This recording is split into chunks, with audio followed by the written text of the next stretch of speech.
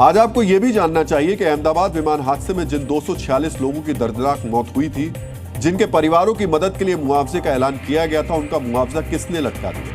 सोचिए, आज अगर रतन टाटा जिंदा होते तो उन पर क्या बीतती। डीएनए मित्रों, अहमदाबाद विमान हादसे के 60 दिन हो चुके हैं। आपको याद होगा कि 12 जून को हुए उस विमान हादसे में 241 लोगों की दर्दनाक मौत हुई। इसके अलावा मेडिकल के 5 छात्रों की भी जान गई। हादसे के ठीक बाद एयर इंडिया का मालिकाना हक रखने वाले टाटा समूह ने बड़ा ऐलान किया था।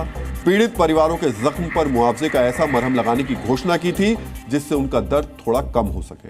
तब टाटा समूह ने कहा था कि जिन जिन लोगों की जान गई है उनके परिवार वालों को 1-1 करोड़ रुपए दिए जाएंगे। इसके अलावा बीमा की राशि अलग से मिलेगी। हादसे के 2 महीने बीत चुके हैं, मगर अब तक सिर्फ 194 परिवारों को मुआवजे की राशि दी गई है। ट्रस्ट के जरिए जो मुआवजा दिया गया उसकी राशि 25 लाख रुपए है।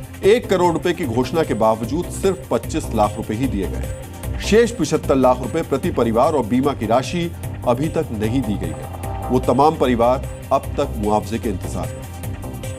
કોમ્પન્સેશન લેવાથી કોઈ વ્યક્તિઓ જતા પાછા નથી આવી રહેતા। એ ઘા પર પરમપટ્ટાનું કામ કરે પણ એનાથી કંઈ ઘા રૂઝાતા નથી।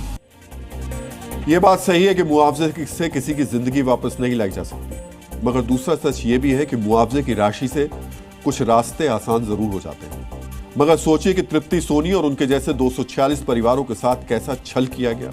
इन्होंने ऐसा कभी नहीं सोचा था। ऐसे वक्त में जब पीड़ित परिवार छला हुआ महसूस कर रहा है तो उन्हें टाटा समूह के रत्न याद आ रहे हैं।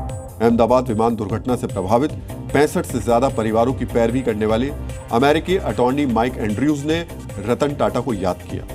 उन्होंने कहा कि अगर वो जिंदा रहते तो एयरलाइंस कंपनी मुआवजा देने में इतनी देरी नहीं करती। In previous tragedies, he was able to facilitate payments to families long term for things like medical care and retirement benefits and wages and things that again, his focus was on the person and on the family. And so, yeah, to answer your question, I believe if he were still here, this would be handled very differently. अमेरिकी वकील mic Andrews को अगर रतन टाटा याद आ रहे हैं तो यूं ही नहीं आ रहे। इसकी बहुत बड़ी वजह है।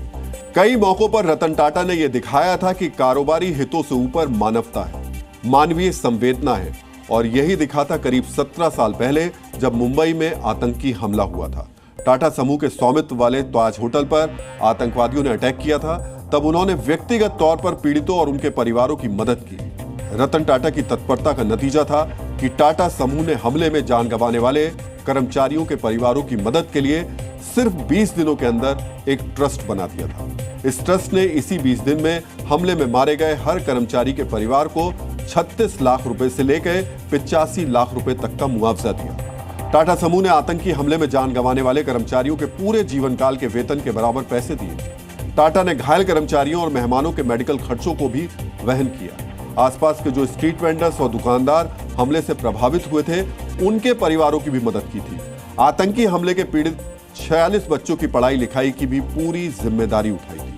रतन टाटा ने जो काम 20 दिनों के अंदर कर दिया, वो काम उनके जाने के बाद टाटा समूह 60 दिन में भी नहीं कर पाया। विमान हादसे के पीड़ित परिवार अब भी मुआवजे की राह देख रहे हैं।